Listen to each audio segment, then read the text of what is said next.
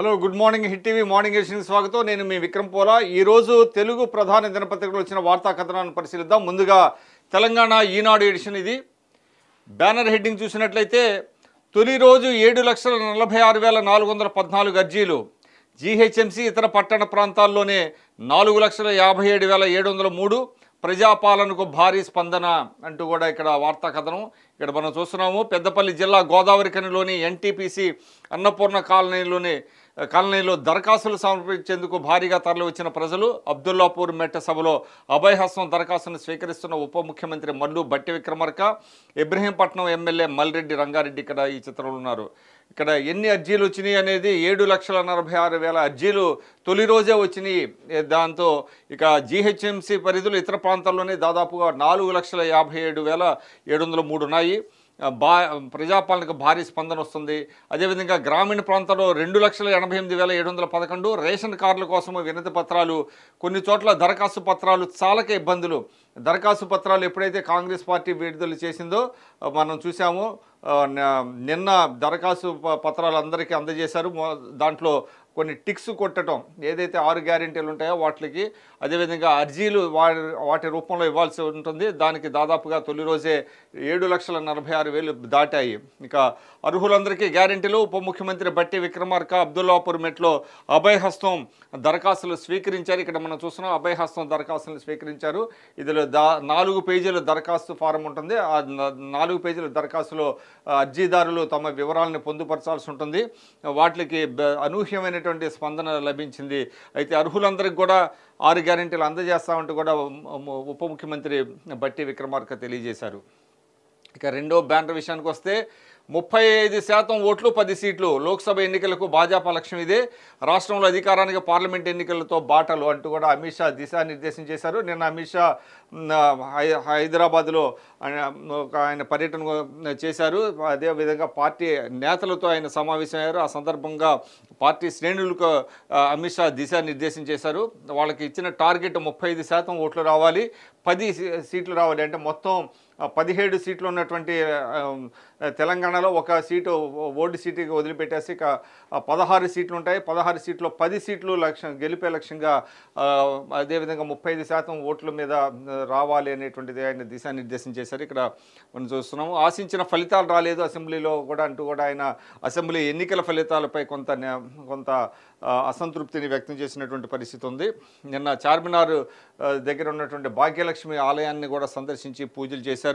చార్మినార్ భాగ్యలక్ష్మి ఆలయం వద్ద తనకు బహుకరించిన జ్ఞాపికతో అమిత్ షా, చిత్రంలో కేంద్ర మంత్రి కిషన్ రెడ్డి తదితరులు ఉన్నారు.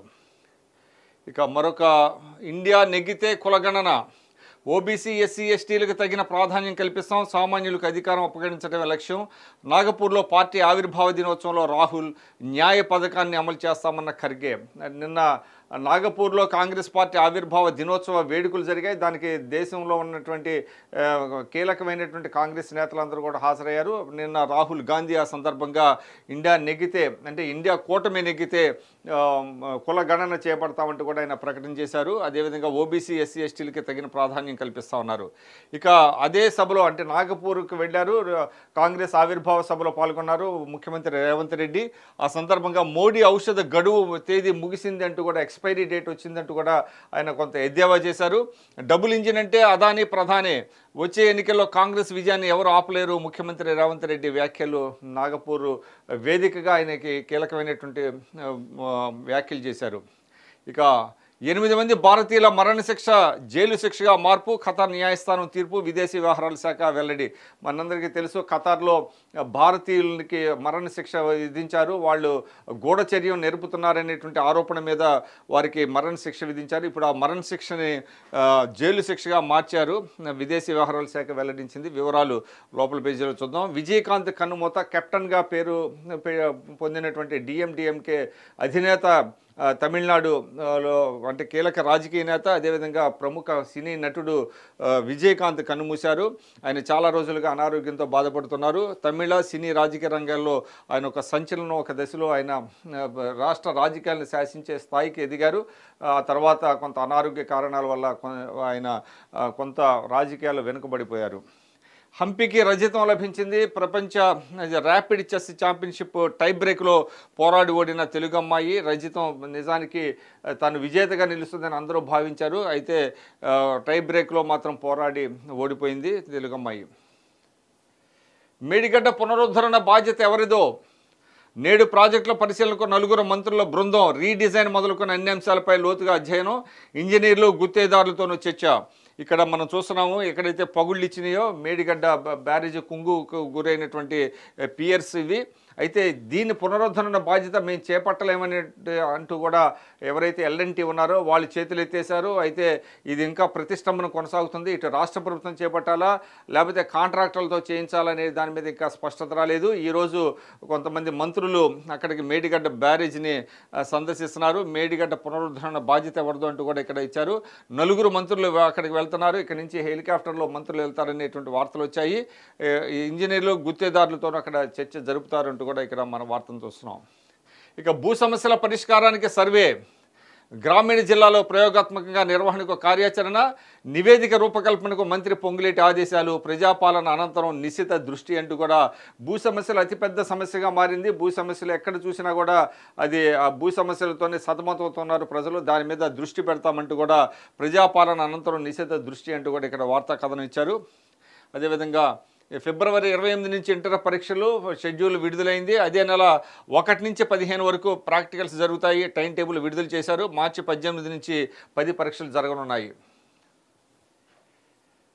ఇక లక్ష్యం 50 మెగావాట్లు, వాడింది 30 మాత్రమే. కేంద్రం రాయితీ ఇచ్చిన వినియోగంలో వెనుకంజ. ఇంటిపై సౌర విద్యుత్ కోటా ఈసారి తగ్గింపు అంటూ కూడా ఇది ఎక్కువ మంది వాడటం లేదు సౌర విద్యుత్తుని.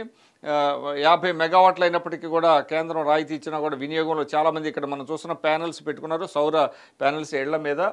దీనికి తక్కువ మంది వాడుతున్నారంటూ కూడా ఇక్కడ ఒక వార్తా కథనం ఇచ్చారు. అదేవిధంగా ఇక గ్రామీణ ప్రాంతాల్లో ఉపాధి హామీ పనులు ఊపందుకున్న ఉపాధి. రోజు 1,00,000 మంది హాజరవుతున్నారు. 52 గ్రామాల్లో షురు అంటూ కూడా ఇక్కడ ఇచ్చారు. ఆసిఫాబాద్ జిల్లాలో ఉపాధి హామీ పథకం పనులు చేస్తున్న కూలీలు. ఇక నిన్న నాగపూర్లో జరిగినటువంటి కాంగ్రెస్ పార్టీ వ్యవస్థాపక దినోత్సవం. అక్కడ జాతీయ అధ్యక్షుడు ఏఐసిసి అధ్యక్షుడు మల్లికార్జున ఖర్గే పాల్గొన్నారు. అదేవిధంగా రాహుల్ గాంధీ మిగతా నాయకులు కూడా పాల్గొన్న దృశ్యం మనం చూస్తున్నాము.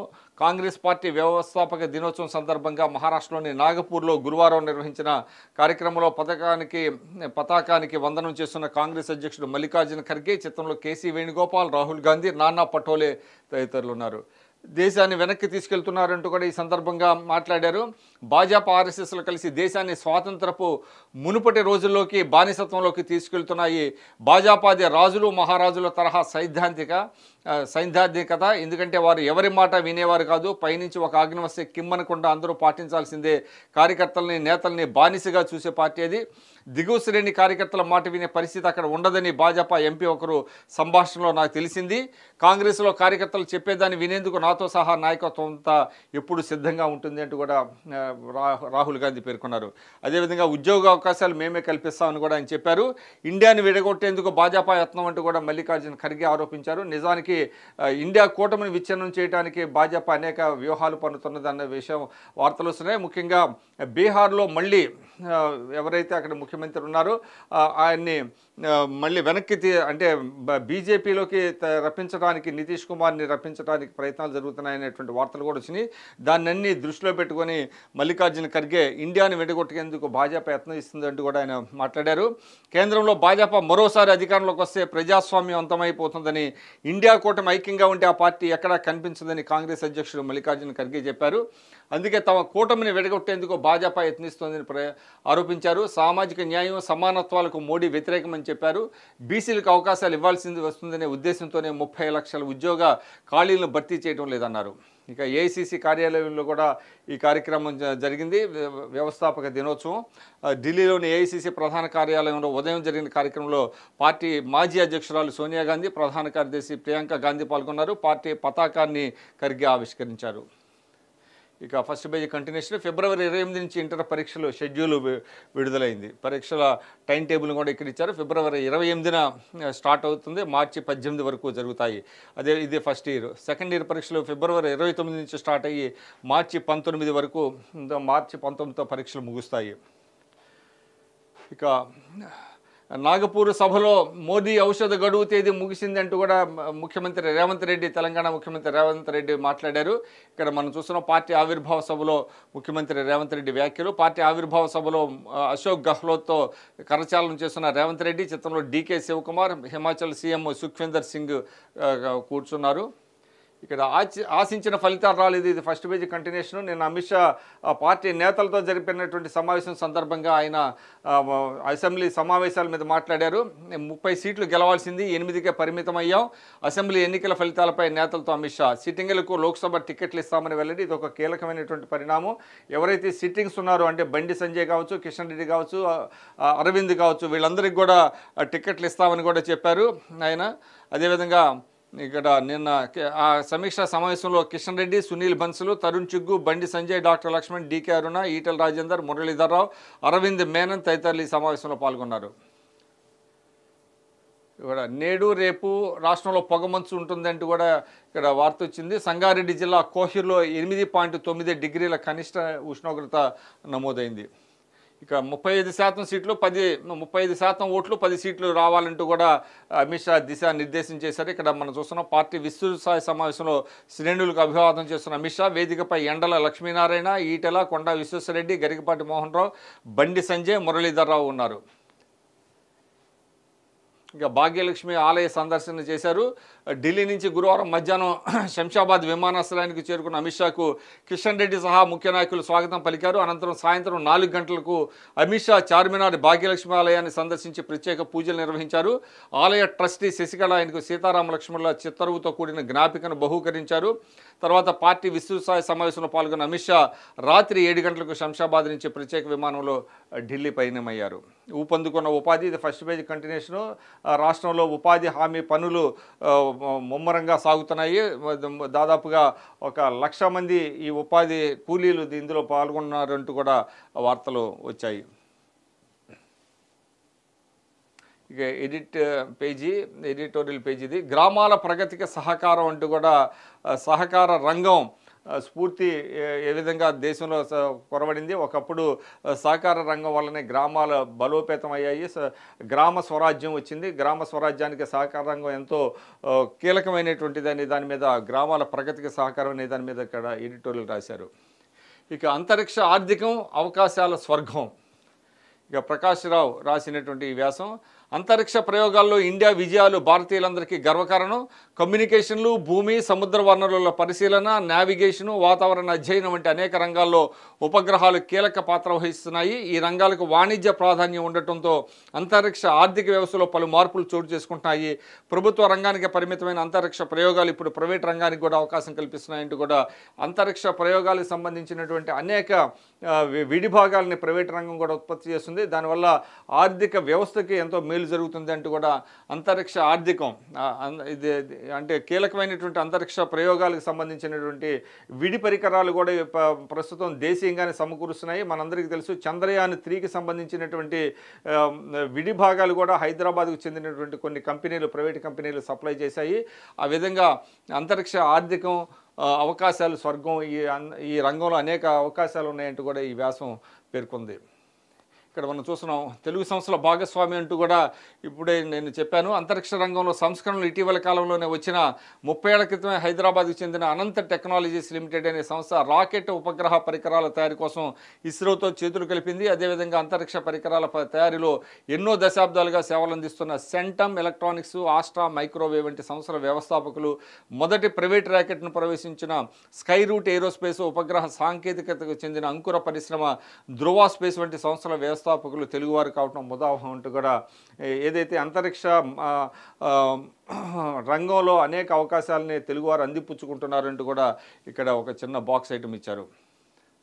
ఇక సలసలా బియ్యం ధరలు రోజు రోజుకి ఆకాశాన్ని అంటుతున్నాయి, సలసలా మరుగుతున్నాయంటూ కూడా ఇచ్చారు. ఇక వార్త, బియ్యం ఎగుమతులను భారత్ నిషేధించడంతో ఆ ప్రభావం ప్రపంచవ్యాప్తంగా పడింది. బియ్యం ధరలు అమాంతంగా పెరిగాయి. వివిధ కారణాల వల్ల మన దేశంలోనూ బియ్యం ధరలు పైకి ఎగబాకుతున్నాయంటూ కూడా వార్త ఇక్కడ వ్యాసం అందించారు. భూతాపం, సెగలు, పొగలు, మితిమీరిన మానవ కార్యకలాపాల వల్ల వాతావరణంలో పెను మార్పులు సంభవిస్తున్నాయి. భూతాపం కట్టుతప్పుతోంది. ఇది ఇలాగే కొనసాగితే రాబోయే రోజుల్లో పెను ఇక్కట్లు తప్పవని నిపుణులు హెచ్చరిస్తున్నారంటూ కూడా ఆచార్య నందిపాటి సుబ్బారావు రాసినటువంటి వ్యాసం. మనందరికీ తెలుసు వాతావరణంలో అనేక మార్పులు వస్తున్నాయి. అకాల వర్షాలు కురిసినాయి. హిమపాతాలు ఏదైతే హిమాలయాల్లో మంచు కరిగి ఒక్కసారిగా ఆ కిందనున్నటువంటి రాష్ట్రాల్లో ఒక్కసారిగా వరదలు సంభవిస్తున్నాయి. ఇది ఒక్క భారతదేశానికి పరిమితం కాదు, ప్రపంచవ్యాప్తంగా ఈ వాతావరణ మార్పులు జరుగుతున్నాయి. పర్యావరణ సమతుల్యత దెబ్బతిని అనేక ఉపద్రవాలు సంభవిస్తున్నాయి అంటూ కూడా భూతాపం సెగలు పొగలు అంటే ముఖ్యంగా 2 డిగ్రీల పైన ఎక్కువగా భూతాపం పెరిగిపోతున్నటువంటి నేపథ్యంలో ఈ వ్యాసాన్ని రాశారు. సకాలంలో సరైనటువంటి చర్యలు తీసుకోకపోతే ఇంకా అనేక ఉపద్రవాలు సంభవిస్తాయంటూ కూడా ఈ వ్యాసంలో పేర్కొన్నారు. సిటీ పేజీలు ఇవి. ఈనాడు బిజినెస్ పేజీ ఇచ్చారు. హైదరాబాద్ ఇళ్ళు అదరహో, దేశంలోనే రెండో ఖరీదైన నగరం. నైట్ ఫ్రాంక్ నివేదిక, నైట్ ఫ్రాంక్ అనే సంస్థ ఒక నివేదిక ఇచ్చింది. దాని ప్రకారం ఏంటంటే హైదరాబాదు ఇళ్ళకి చాలా ధర ఎక్కువ పలుకుతున్నాయి. సెకండ్ ప్లేస్లో నిలిచింది. దేశంలోనే రెండో ఖరీదైన నగరంగా మారింది హైదరాబాద్ అంటూ కూడా ఇచ్చారు. దేశవ్యాప్తంగా ఇళ్ల ధరలకు సంబంధించి రెండో ఖరీదైన నగరంగా హైదరాబాద్ నిలిచింది. తొలి స్థానంలో ముంబై ఉంది. స్థిరాస్తి సేవల సంస్థ నైట్ ఫ్రాంక్ ఇండియా విడుదల చేసిన అఫోర్డబుల్ ఇండెక్స్లో ఈ విషయాన్ని తెలియజేసింది. ఇక ప్రపంచ అగ్రగామి 10 కంపెనీలో రిలయన్స్ చేరింది. ఆ దిశగా వృద్ధి చెందుతున్నాం, ఏ దశలోనూ సంతృప్తి చెందం చైర్మన్ ముఖేష్ అంబానీ పేర్కొన్నారు. అంటే ఆకాశమే హద్దు రిలయన్స్ అంబానీలది, అందువల్ల ఏ దశలో కూడా సంతృప్తి చెందరు, ఇంకా పెరగాలి, వ్యాపారాన్ని విస్తృతం చేయాలనేటువంటి ఆలోచనలతోనే ముఖేష్ అంబానీ అది విజయ రహస్యం అయింది. చైర్మన్ ముఖేష్ అంబానీతో ఇక్కడ ఆయన పంచుకున్నటువంటి కొన్ని భావాలను ఇక్కడ అందించారు. వచ్చే ఏడాదిలో మరిన్ని హెచ్చుతగ్గులు, అందుకు సిద్ధంగా ఉండాలి. ఉద్యోగులకు రాసిన లేఖలో టాటా సన్స్ చైర్మన్ చంద్రశేఖరన్ వారి ఉద్యోగులకి ఒక లేఖ రాశారు. ఇక వెటర్నరీ టీకాలకు ఐఐఎల్ కొత్త యూనిట్ స్థాపిస్తున్నారు. జీనోమ్ వ్యాలీలో శంకుస్థాపన, 700 కోట్ల పెట్టుబడి అంటూ కూడా ఇస్తున్నారు. శంకుస్థాపన కార్యక్రమంలో NDDBI chairman doctor Meenesh Shah, IIL MD doctor K Anand Kumar, IIL board డైరెక్టర్లు ఉన్నతాధికారులు ఉన్నారు. ఇక బ్యాంకులు బలంగా ఉన్నాయంటూ దేశంలో బ్యాంకీయ రంగం పటిష్టంగా ఉందంటూ కూడా ఆర్బీఐ పేర్కొంది. నికర ఎన్పిఏలు 0.8 మాత్రమే. నికర ఎన్పిఏలు అంటే నిరర్ధక ఆస్తులు, నాన్ పెర్ఫార్మింగ్ అసెట్స్ కేవలం 0.8 ఉన్నది. ఎన్బిఎఫ్సిలోనే కొంత బలహీనతలు ఉన్నాయి. నాన్ బ్యాంకింగ్ ఫైనాన్స్ దీంట్లో కొంత బలహీనతలు ఉన్నాయి. ఆర్థిక వ్యవస్థలో స్థిరత్వం కనిపిస్తోంది అంటూ కూడా స్టెబిలిటీ ఉంది బ్యాంకింగ్ రంగంలో అంటూ కూడా ఆర్బీఐ ఆర్థిక స్థిరత్వ నివేదిక వెల్లడించింది.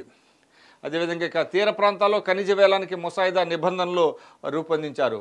ఇక బల్క్ డిపాజిట్లపై బ్యాంకులు ఆధారపడటం తగ్గించాలి అంటూ కూడా ఆర్బీఐ డిప్యూటీ గవర్నర్ స్వామినాథన్ తెలియజేశారు. భారీ మొత్తం డిపాజిట్లపై ఆధారపడటాన్ని బ్యాంకులు తగ్గించుకోవాలని reserve bank of India deputy governor J Swaminathan సూచించారు. ప్రస్తుతం వడ్డీ ఉన్న తరుణంలో బ్యాంకులు తమ మార్జిన్లు లాభదాయకత కాపాడుకోవటం అవసరమని చెప్పారు.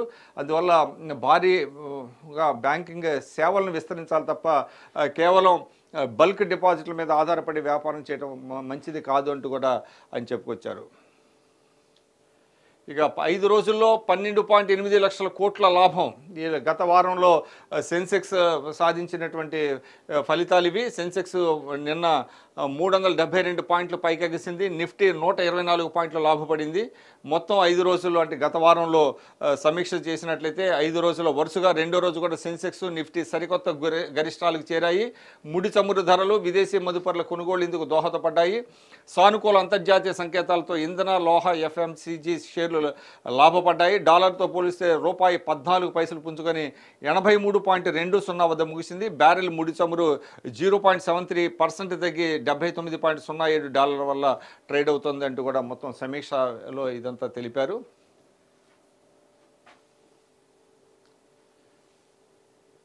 ఇక కెప్టెన్ విజయకాంత్ కనుమూత, అనారోగ్యంతో చికిత్స పొందుతూ మృతి. తమిళ సినీ రాజకీయ రంగాల్లో ఆయన సంచలనం.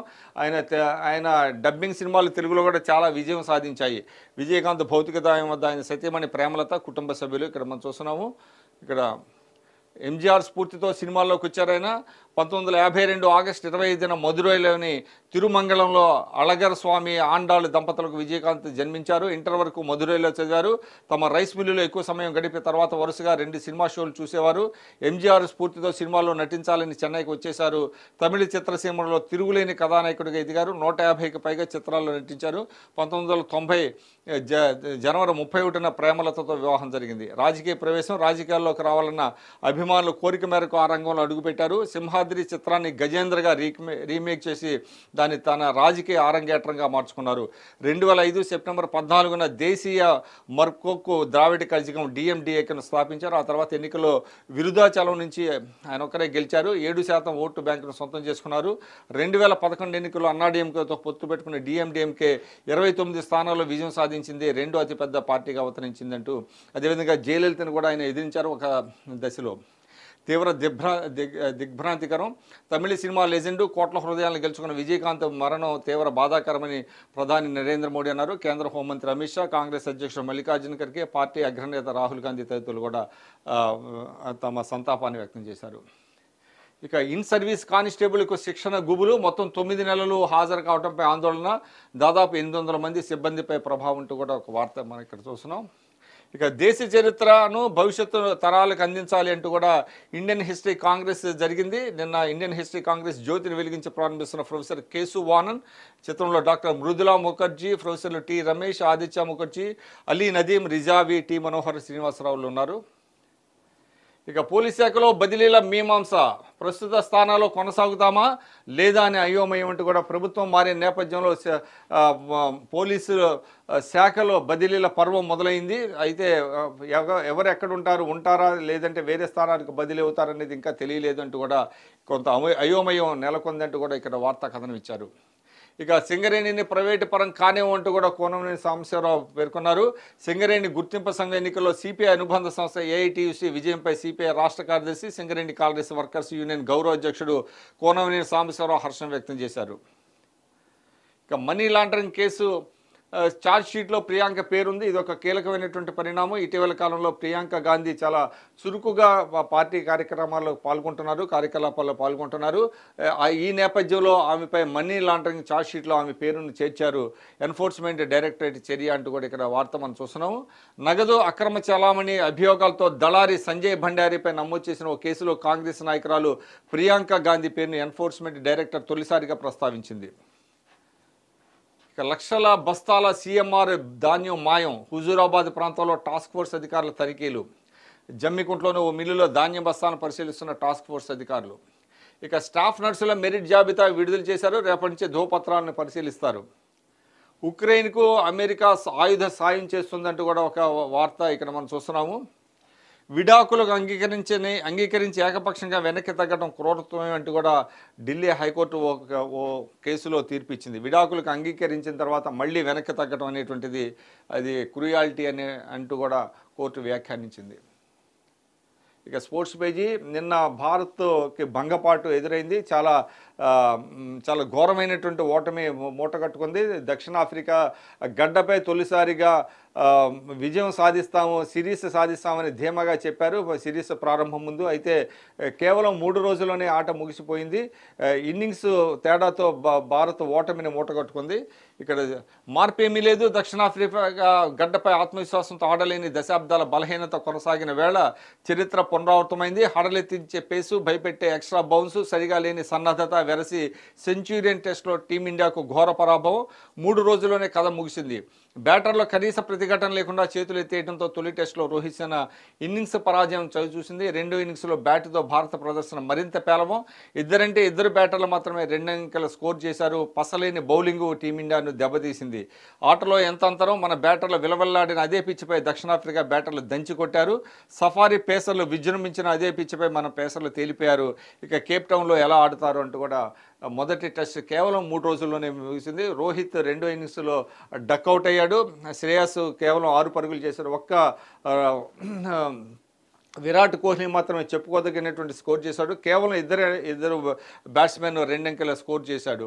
ఇది 400 పరుగులు పిచ్చి కాదు, మా బౌలింగ్ పేలము, బుమ్రా పైన ఆధారపడితే అది పని జరగదు, అతనికి కావాల్సింది కాస్త మద్దతు, 2 ఇన్నింగ్స్లోనూ మా బ్యాటింగ్ కూడా బాగాలేదు, ఇలాంటి పిచ్చులపై ఎలా ఆడాలో రాహుల్ చూపించాడు అంటూ కూడా రోహిత్ శర్మ చెప్పుకొచ్చాడు. ఇక బ్యాట్లు ఎత్తేసారు అంటూ కూడా మంచి హెడ్డింగ్ పెట్టారు. 131గా కుప్పకూలిన భారత్ రెండో ఇన్నింగ్స్లో 32 పరుగుల తేడాతో ఘోర పరాభవం దక్షిణాఫ్రికాతో తొలి టెస్టు.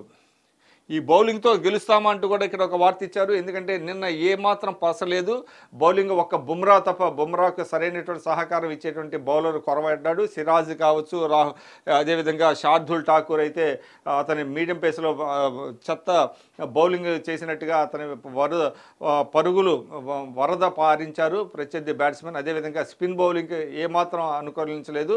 అశ్విన్ ఎంతో అనుభవజ్ఞుడైనటువంటి అయినటువంటి అశ్విన్ కూడా పూర్తిగా తేలిపోయాడు. ఈ నేపథ్యంలోనే ఈ బౌలింగ్తో గెలుస్తామంటూ కూడా ఇక్కడ ఒక విశ్లేషణాత్మకమైనటువంటి ఒక వ్యాసం అందించారు. ఇక వెండి వెలుగుల హంపి, ప్రపంచ ర్యాపిడ్ చెస్లో రజతం సొంతం, టై బ్రేక్లో పోరాడి ఓడిన తెలుగు గ్రాండ్ మాస్టర్ అనస్తాసియా చేతిలో ఓడింది.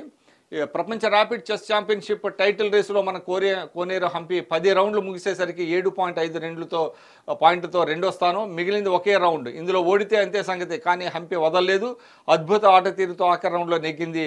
కానీ విజేతగా నిలవాలంటే అనస్తాసియాతో టై బ్రేక్లో తలపడక తప్పలేదు. హోరాహోరీగా సాగిన ఈ పోరులో హంపి పోరాట పడమ ప్రదర్శించిన చివరకు పరాజయం వైపు నిలిచింది. అయితేనే ఈ టోర్నీలో ఆమె ప్రయాణం ఓ స్ఫూర్తిదాయకం. రజతంతో దేశానికి వెండి వెలుగులు పంచిన ఆమె ప్రదర్శన అమోఘం అంటూ వెండి వెలుగుల హంపి అంటూ కూడా, అంటే వెండి పథకం లభించింది, బంగారు పథకం సాధించలేకపోయినప్పటికీ వెండి పథకంతో ఆమె వెలుగులు నింపింది అంటూ కూడా ఒక అద్భుతమైనటువంటి హెడ్డింగ్తో ఈ వార్తా కథనాన్ని ఇచ్చారు. ఎప్పటికీ క్వీనే అంటూ కూడా ఇచ్చారు. ఎదురు దెబ్బలు తగిలినా కోనేరు హంపి గొప్పగా పోరాడింది, టై బ్రేక్లో విజయానికి చాలా దగ్గరగా వచ్చింది. ప్రపంచ ర్యాపిడ్ చెస్లో రజత పథకం సాధించినందుకు ఆమెకు అభినందనలు అంటూ కూడా విశ్వనాథన్ ఆనందన్ ఎవరైతే చెస్ దిగ్గజం ఉంటాడో అతను అద్భుతంగా ఆమెకి అభినందనలు తెలుపుతూ ఒక ట్వీట్ చేశారు.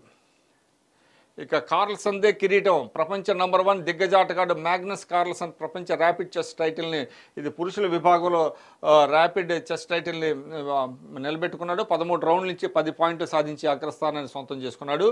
చివరి రౌండ్లో ప్రజ్ఞానంతో గేమ్ను అతను డ్రాగా ముగించాడు. కార్ల్సన్కు ఇది 5వ ప్రపంచ ర్యాపిడ్ చెస్ టైటిల్ కావటం విశేషం. అయితే ఇక భారత ఆటగాళ్ళలో విదిత్ గుజరాతీ 9 పాయింట్లతో 4వ, ప్రజ్ఞానంద 8వ, అర్జున్ ఇరిగేసి 15వ స్థానాలతో సంతృప్తి చెందారు. ఇక నిన్న ఆస్ట్రేలియాతో జరిగినటువంటి T20లో భారత్ మహిళల జట్టు ఓటమి పాలైంది. ఇక్కడ మనం చూస్తున్నాం, జమీమా మెరిసిన ఆసీస్తో తొలి వన్డేలో భారత్ ఓటమి. ఇక ఆదుకున్న మార్ష్, పట్టు బిగిస్తున్న ఆస్ట్రేలియా, పాకిస్తాన్తో రెండో టెస్ట్లో ఆస్ట్రేలియా పాకిస్తాన్ మధ్య జరుగుతున్నటువంటి టెస్ట్ మ్యాచ్ చాలా ఆసక్తికరంగా మారింది. మార్ష్ 96 పరుగులతో అవుట్ అయ్యాడు.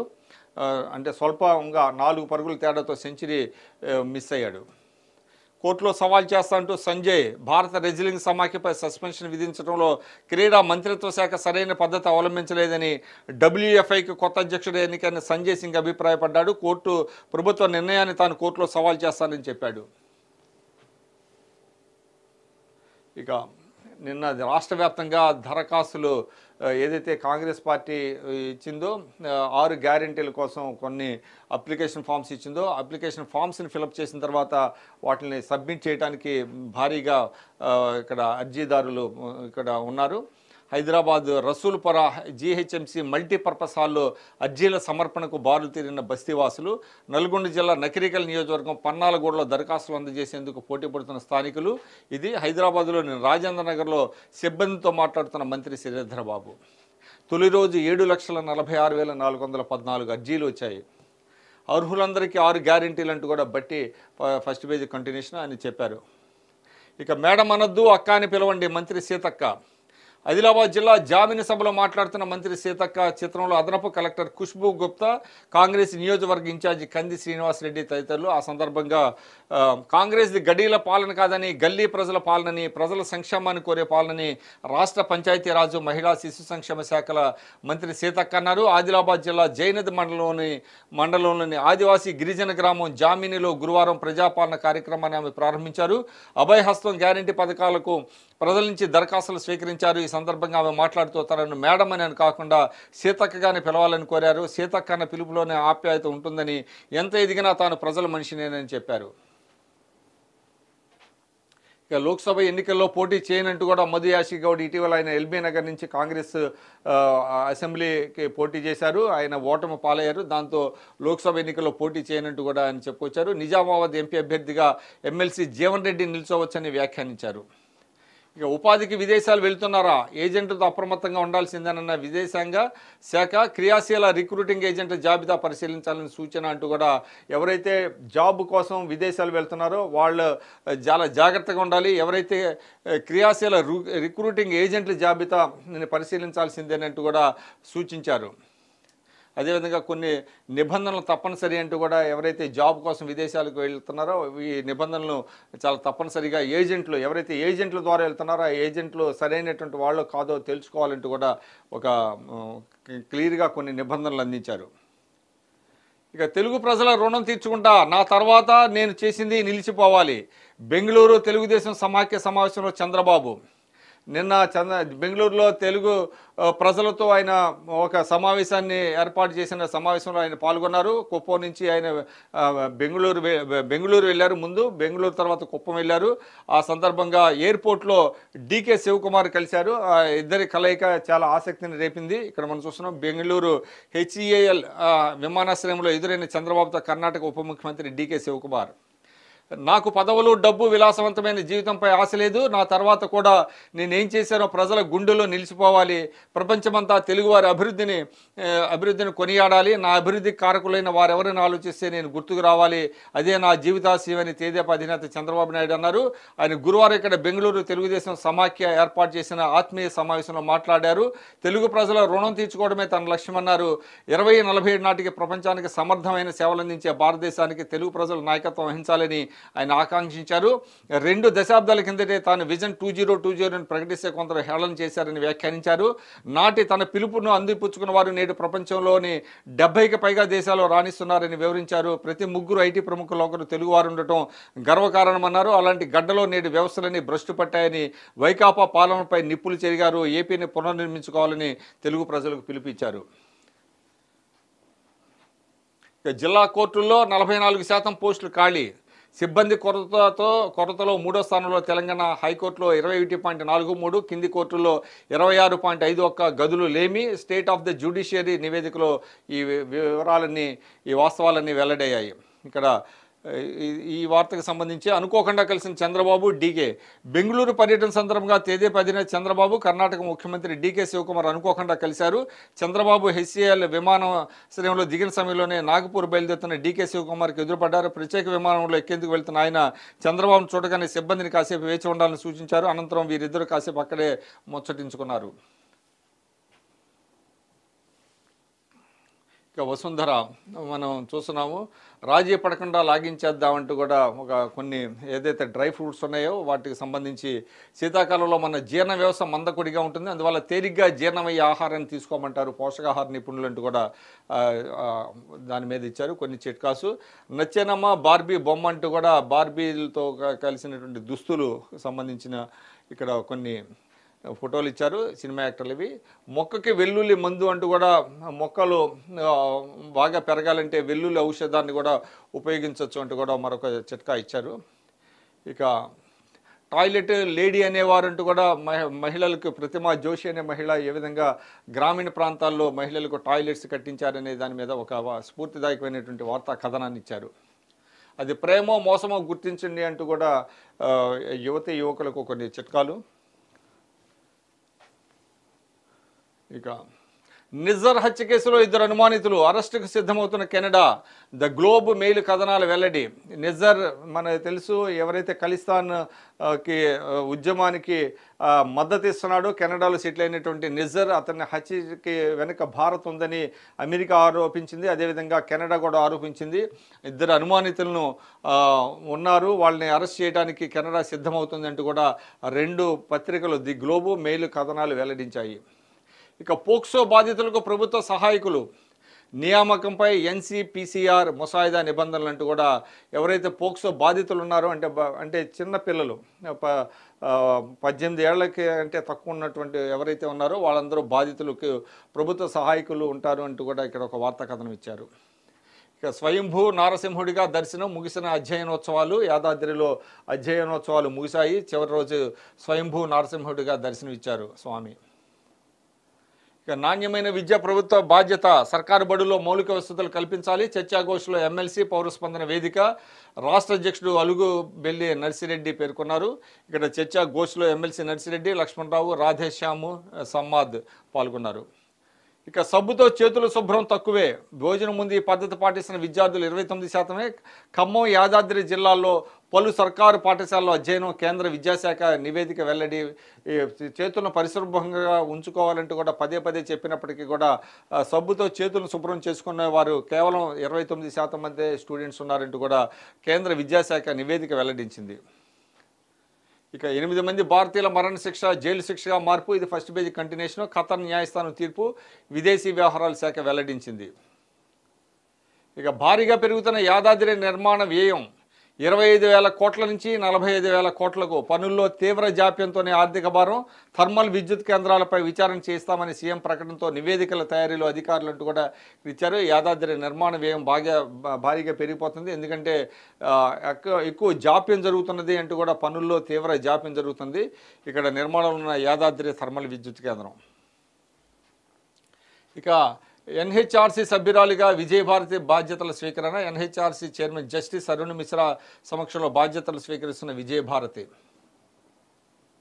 ఇక గుంటూరు లోక్సభ స్థానం నుంచి వైకాపా అభ్యర్థిగా అంబటి రాయుడు. క్రికెటర్ అంబటి రాయుడు నిన్న వైఎస్ఆర్సీపీలో జాయిన్ అయ్యారు. ఆయన్ని గుంటూరు లోక్సభ అభ్యర్థిగా ప్రకటించారు.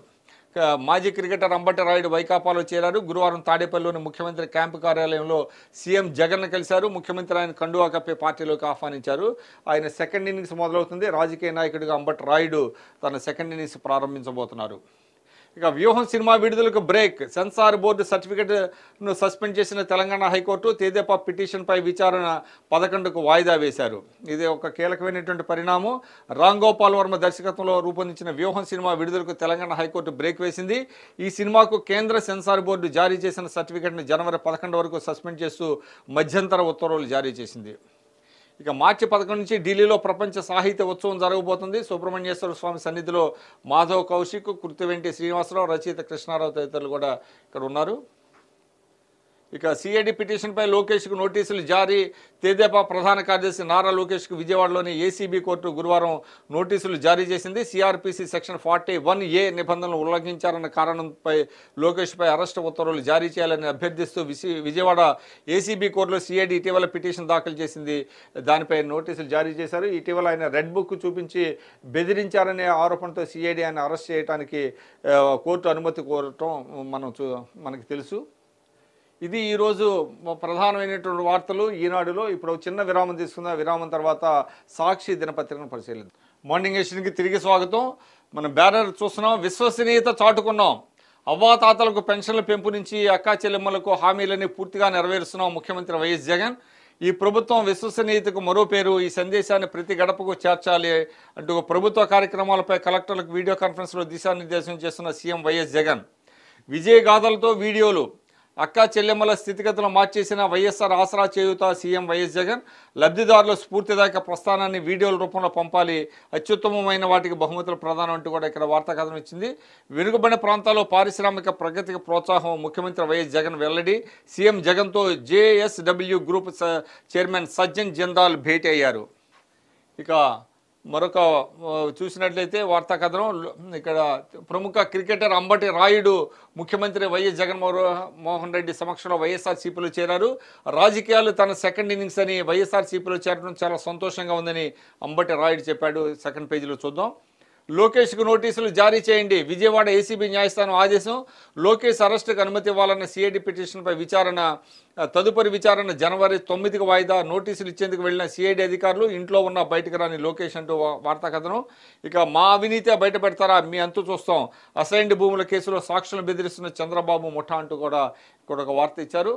ఇక ఫ్యాక్ట్ చెక్ పేరుతో కొన్ని కథనాలు, ఈనాడులో వచ్చినటువంటి కథనాలు ఖండిస్తూ సాక్షి దినపత్రిక ప్రతిరోజు కొన్ని కథనాలను ప్రచురిస్తుంది.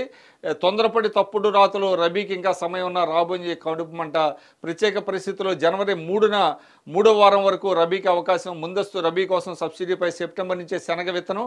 సీజన్కు గడువు ఉండగా విస్తీర్ణం తగ్గిందనటం విడ్డూరం. ఇప్పటికే 43.09 కోట్లతో 80% సబ్సిడీపై విత్తనాలంటూ కూడా ఒక కథనం ఇచ్చారు.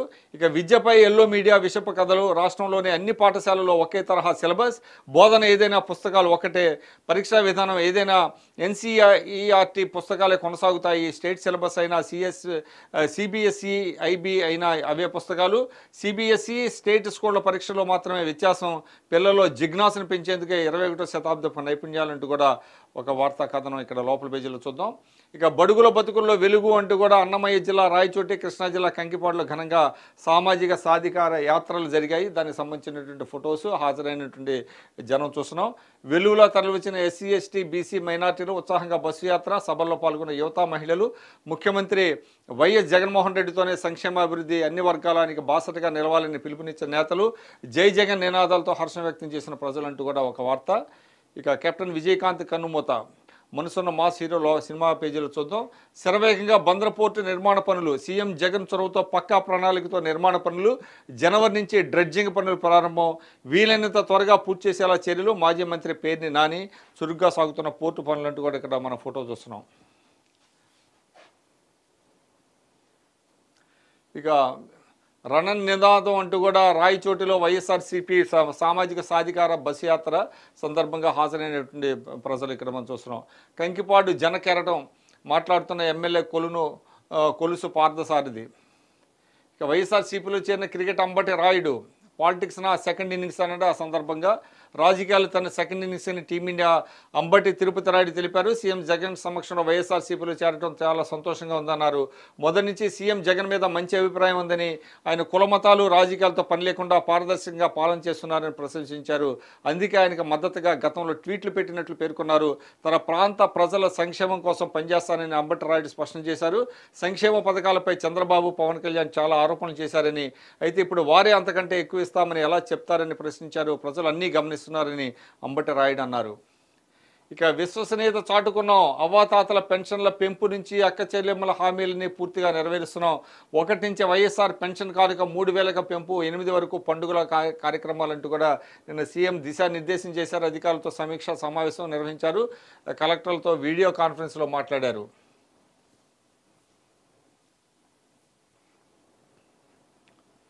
ఇక శరవేగంగా బందర్ పోర్టు పనులు జరుగుతున్నాయని ఒక వార్త మనం చూస్తున్నాము. బందర్ పోర్టు నిర్మాణ పనులను నిన్న స్థానిక ఎమ్మెల్యే పేర్ని నాని పరిశీలించారు. సీఎం జగన్ చొరవతో పక్కా నిర్మాణ పనులు జనవరి నుంచి డ్రెడ్జింగ్ పనులు ప్రారంభమవుతాయంటూ కూడా మంత్రి పేర్ని నాని పేర్కొన్నారు. ఇక మూలపేట పోర్టుతో శ్రీకాకుళం జిల్లాకు మహార్దేశి అంటూ కూడా ఇక్కడ మరొక వార్త. మూలపేట పోర్టు పనులు పరిశీలిస్తున్న మంత్రి అమర్నాథ్, వైవి సుబ్బారెడ్డి తదితరులు. మేనిఫెస్టోలపై చర్చకు సిద్ధమా? టీడీపీ నేతలకు మంత్రి జోగి రమేష్ సవాల్. చంద్రబాబు ఎన్ని హామీలు నెరవేర్చారో చెప్పే సత్తా మీకుందా? వీటిపై చర్చకు టైము, ప్లేసు మీరే చెప్పండి, మేము వస్తామంటూ కూడా జోగి రమేష్ ఒక సవాల్ విసిరారు. ఇక జూనియర్ లెక్చరర్ పోస్టుల భర్తీకి నోటిఫికేషన్ జారీ చేశారు. ఇక దళితులపై టీడీపీ వర్గాల దాడి, అడ్డొచ్చిన మహిళలపైన దాడి, పోలీసులను ఆశ్రయించిన బాధితులు, అట్రాసిటీ కేసు నమోదు అంటూ కూడా చిత్తూరు జిల్లా గంగవరంలో జరిగిన ఒక సంఘటన. వెనుకబడిన ప్రాంతాల్లో పారిశ్రామిక ప్రగతికి ప్రోత్సాహం. ముఖ్యమంత్రి వైఎస్ జగన్మోహన్ రెడ్డి వెల్లడి. సీఎం జగన్తో JSW group chairman Sajjan Jindal, ఇక్కడ మనం చూస్తున్నాం, సజ్జన్ జిందాల్ కలిశారు.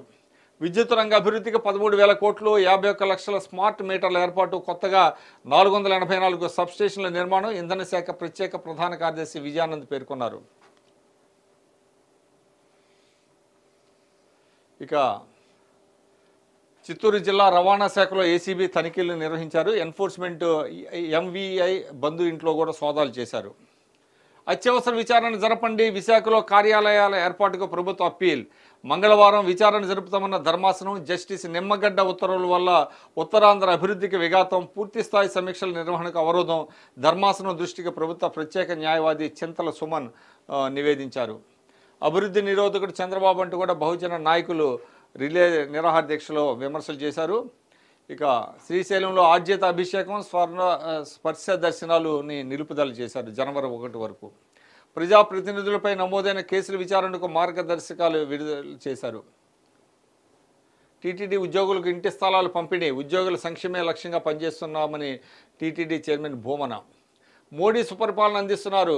బీజేపీ రాష్ట్ర అధ్యక్షురాలు పురంధరేశ్వరి అమలాపురంలో మాట్లాడారు. సీఎం జగన్ చొరవతోనే కోటిపల్లి నరసాపురం రైల్వే పనులు. అమలాపురం ఎంపీ చింతా అనురాధ. బీజేపీ అధ్యక్షురాలు పురంధరేశ్వరి వ్యాఖ్యలపై మండిపాటు. ఇక ట్యూషన్ సెంటర్ నిర్వాహకుడికి 25 ఏళ్ల జైలు, 50,000 జరిమానా. బాలికపై లైంగిక దాడి కేసులో పోక్సో ప్రత్యేక కోర్టు తీర్పు. ఇది చాలా 25 ఏళ్లు జైలు శిక్ష విధించడం ఒక అనూహ్యమైనటువంటి ఒక మంచి పరిణామంగా కూడా చూడాల్సినటువంటి అవసరం ఉంది. ఎందుకంటే బాలికలపై, చిన్నారులపై లైంగిక దాడులు విధించే వారికి కఠిన శిక్షలు విధిస్తామనేటువంటి సంకేతాన్ని అది ఇచ్చినట్లయింది. తొందరపడి తప్పుడు రాతలు. ఇక్కడ మనం చూస్తున్నాం, ఇది ఈనాడులో ప్రచురించిన వార్త. రబీలోను సర్కారు మొద్దుని నిద్ర అంటూ కూడా ఈనాడులో ప్రచురించిన వార్తను ఖండిస్తూ ఫ్యాక్ట్ చెక్ పేరుతో తొందరపడి తప్పుడు రాతలు రాశారంటూ కూడా ఇక్కడ వార్త ఇచ్చారు. రబీకి ఇంకా సమయం ఉన్న రామోజీ కడుపుమంట.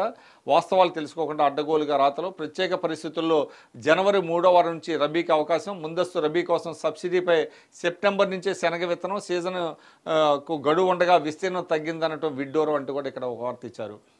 ఇక అభివృద్ధి చెందిన దేశంగా భారత్ గవర్నర్ జస్టిస్ అబ్దుల్ నజీర్ పేర్కొన్నారు.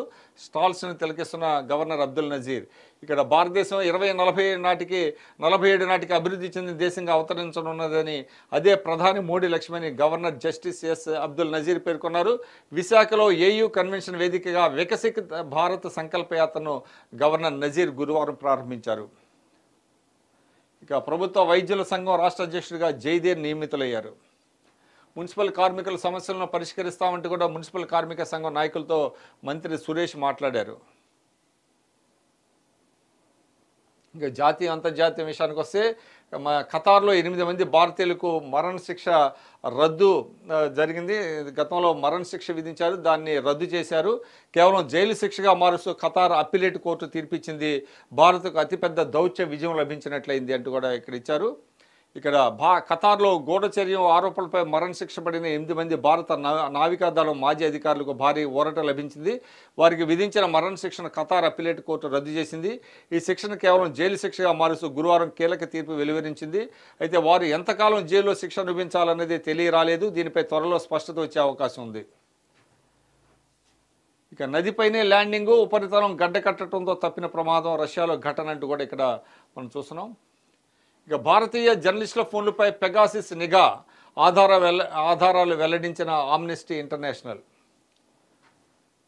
ఇక మేము వస్తే కులగణన, కాంగ్రెస్ అగ్రనేత రాహుల్ గాంధీ పునరుద్ఘాటన. నిన్న నాగపూర్లో కాంగ్రెస్ పార్టీ వ్యవస్థాపక దినోత్సవం జరిగింది. ఆ సందర్భంగా రాహుల్ గాంధీ మాట్లాడుతూ తాము వస్తే కులగణన చేపడతామంటూ కూడా ఆయన మాట్లాడారు. నాగపూర్ కాంగ్రెస్ సభలో ప్రసంగిస్తున్న రాహుల్ గాంధీ.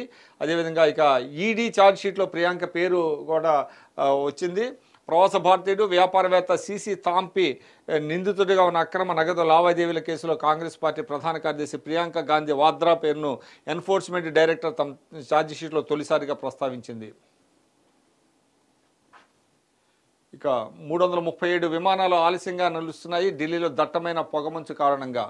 హఫీజ్ సయీద్ను అప్పగించండి, పాకిస్తాన్కు భారత అధికారిక విజ్ఞప్తి జరిగింది. కరడుగట్టిన ఉగ్రవాది లష్కరే తోయిబా వ్యవస్థాపకుడు హఫీజ్ సయీద్ను తమకు అప్పగించాలని భారత ప్రభుత్వం పాకిస్తాన్కి అధికారికంగా విజ్ఞప్తి చేసింది. ఇక 15,000 కోట్ల ఎలక్టోరల్ బాండ్ల అమ్మకం జరిగింది. 2018 ఏడాది నుంచి ఇప్పటి వరకు 15,000 కోట్ల విలువైన ఎలక్టోరల్ బాండ్లను విక్రయించామని భారతీయ స్టేట్ బ్యాంక్ వెల్లడించింది. ఇక గాజాలో మృత్యు ఘోష, ఇజ్రాయెల్ దాడిలో ఒకే రోజు 50 మంది బలి అయ్యారు. ఇక అయోధ్య ఎయిర్పోర్టుకు మహర్షి వాల్మీకి పేరు పెట్టనున్నారు. ఇక పెట్రోల్ ధరలు తగ్గించే యోచనలో కేంద్రం లీటర్కి 6 నుంచి 10 రూపాయలు తగ్గించే అవకాశం అంటూ కూడా ఒక కీలకమైనటువంటి వార్త ఇది. కొంత వెసులుబాటు కల్పించే దిశగా కేంద్రం ఆలోచిస్తుందంటూ కూడా ఇక్కడ ఇచ్చారు. ఇక్కడ పొగమంచు, చైనాలోని హుయాన్పై మంచు దుప్పటి, ఢిల్లీలోని కర్తవ్య పథలో, అదేవిధంగా ఇరాన్లోని మోసూల్ నగరంలో, జమ్మూ పట్టణంలో కూడా ఈ విధంగా మంచు దుప్పటి వేసిందంటూ కూడా మంచి ఫోటోలు ఇచ్చారు. ఇక్కడ సిటీ పేజీలు. రాష్ట్రీయ విషయానికి వస్తే స్మార్ట్ ఫోన్ల ట్యాబ్లను వాడలేరు అంటూ కూడా ఇక్కడ ఒక వార్త ఇచ్చారు. ఇక సీఎం మాట ఇస్తే అమలు చేస్తారు. జనవరి 1 నుంచి 3,000 పెన్షన్. 3వ తేదీ పెన్షన్ల పంపిణీలో సీఎం జగన్ పాల్గొంటారు. మంత్రి బొత్స సత్యనారాయణ, ఒకరిద్దరు పార్టీ నుంచి వెళ్ళిపోతే పార్టీకి నష్టమనేది అమాయకత్వమే. విశాఖలో త్వరలో రంగా విగ్రహావిష్కరణ, మంత్రి గుడివాడ అమర్నాథ్ పేర్కొన్నారు. లోకేష్కు నోటీసులు జారీ చేయండి, విజయవాడ ఏసీబీ న్యాయస్థానం ఆదేశం. నోటీసులు ఇచ్చేందుకు వెళ్ళిన సిఐడి అధికారులు ఇంట్లోనే ఉన్న బయటికి రాని లోకేష్ అంటూ కూడా ఇక్కడ ఒక వార్త. రేపు రావాలని సిఐడి అధికారులు చెప్పిన లోకేష్ వ్యక్తిగత సిబ్బంది అంటూ కూడా ఇక్కడ వార్త ఇచ్చారు. మా అవినీతినే బయటపెడతారా, మీ అంతు చూస్తాం. అసైన్డ్ భూముల కేసులో సాక్షులను బెదిరిస్తున్న చంద్రబాబు ముఠా అంటూ కూడా ఒక వార్త ఇక్కడ ఇచ్చారు. 950 ఎకరాల అసైన్డ్ భూముల కేసులో సాక్షులకు వరుస బెదిరింపులు, ఏకంగా ఐఏఎస్ అధికారులకి తీవ్ర హెచ్చరికలు. అజయ్ జైన్, కాంతిలాల్ దండే, చెరుకూరి శ్రీధరే లక్ష్యం. రియల్టర్ బ్రహ్మానందరెడ్డికి బెదిరింపులు. అధికారుల పరిస్థితి ఎలా ఉంటే తమ గతేంటని ఎస్సీ ఎస్టీ రైతుల ఆందోళన. పచ్చముఠా బరితెగింపుతో శ్రీధర్కు ప్రభుత్వం భద్రత, మిగిలిన వారి రక్షణ కల్పించడంపైన ప్రత్యేక దృష్టి అంటూ కూడా ఇక్కడ ఒక వార్తా కథనం ఇచ్చారు. అధికారుల భద్రతపై ప్రభుత్వం ప్రత్యేక దృష్టి సాధించింది అంటూ కూడా ఇక్కడ ఒక వార్త మనం బాక్స్ ఐటమ్ ఇస్తున్నాము. ఇక కెప్టెన్ విజయకాంత్ కన్నుమూత. అనారోగ్యంతో ఆసుపత్రిలో తుది శ్వాస విడిచిన డిఎండిఏకి అధ్యక్షుడు. విషాదంలో మునిగిన ఆయన అభిమానులు, పార్టీ శ్రేణులు. ప్రధాని మోడీతో పాటు పలువురు రాజకీయ, సినీ ప్రముఖుల సంతాపం. నివాళులర్పించిన తమిళనాడు సీఎం స్టాలిన్. నేడు చెన్నైలో ప్రభుత్వ లాంఛనాలతో అంత్యక్రియలు.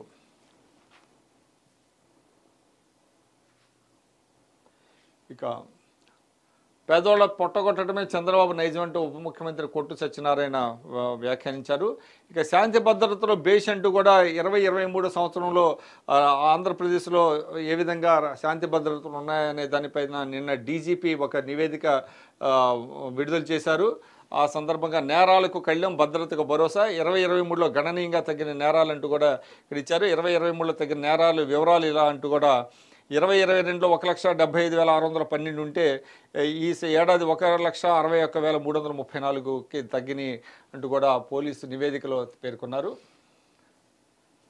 ఇక విద్యపై ఎల్లో మీడియా విషపు కథలు అంటూ కూడా ఇచ్చారు. ఇక్కడ సీఎం కళ్ళలో ఆనందం, విద్యార్థుల చదువులో చెలగాటం అంటూ ఈనాడులో వచ్చిన వార్తా కథనాన్ని ఫ్యాక్ట్ చెక్ పేరుతో ఖండిస్తూ మరొక వార్త ఇచ్చారు. ఇక మా స్థానాల నుంచే మేము పోటీ చేస్తాం, అసత్య వార్తలు నమ్మకండి స్పష్టం చేసిన ఎంపీ పెద్దిరెడ్డి మిథున్ రెడ్డి. కర్ణాటక కాంగ్రెస్ చీఫ్తో చంద్రబాబు మంతనాలు. బెంగళూరు ఎయిర్పోర్ట్లో పక్కకు వెళ్ళి మాట్లాడుకున్న డీకే బాబు అంటూ కూడా ఒక వార్తా కథనం ఇక్కడ ఇచ్చారు. ఇక కుప్పంలో 1,00,000 ఓట్ల మెజారిటీతో గెలిపించండి, 100 రోజులు నా కోసం పనిచేయండి, వైఎస్ఆర్సీపీ సినిమా అయిపోయిందంటూ టీడీపీ అధినేత చంద్రబాబు పేర్కొన్నారంటూ ఇక్కడ ఒక వార్తా కథనం. ఇక జేసీ ప్రభాకర్ రెడ్డిపై మరో కేసు నమోదైంది. మజారే పావు భాజీ, బిర్యానీ భోజీ, ఇటాలియన్ నగరాలే టాప్ అంటూ కూడా ప్రపంచవ్యాప్తంగా టాప్ 100 జాబితాలో భారత్ నుంచి 5 నగరాలకు స్థానం. టాప్ 50లో ముంబై, హైదరాబాద్లకు చోటు. హైదరాబాద్ బిర్యానీకి దేశంలో 2వ స్థానం లభించిందంటూ ఇక్కడ వార్త. ఇక్కడ ప్రపంచంలోని టాప్ 10 ఆహార నగరాల్లో మొదటి రోమ్ ఉంది. అదేవిధంగా ఇందులో హైదరాబాద్ కూడా ఉంది. Hong Kong, China, Turin, Italy, Gaziantep, Turkey, Bandung, Indonesia ఇవన్నీ కూడా ఉన్నాయి. హైదరాబాద్ బిర్యానీకి మాత్రం దేశంలో 2వ ప్లేసు లభించింది. ఇక రౌండప్ విషయానికి వస్తే తప్పుడు రాతలపై వాలంటీర్ల కన్నెర్ర అంటూ కూడా ఇచ్చారు. వాలంటీర్లు తిరుగుబాటు చేస్తున్నారని కొన్ని వార్తలు వచ్చిన నేపథ్యంలో వాలంటీర్లు తిరుగుబాటు చేస్తున్నారు. ఈనాడు పత్రికా ప్రతులను దహనం చేస్తున్నారు. ఇది ఈరోజు సాక్షి దినపత్రికలో వచ్చిన ప్రధాన వార్తలు. మళ్ళీ రేపటి మార్నింగ్ ఎడిషన్లో కలుద్దాం. అప్పటి వరకు సెలవు. నమస్కారం.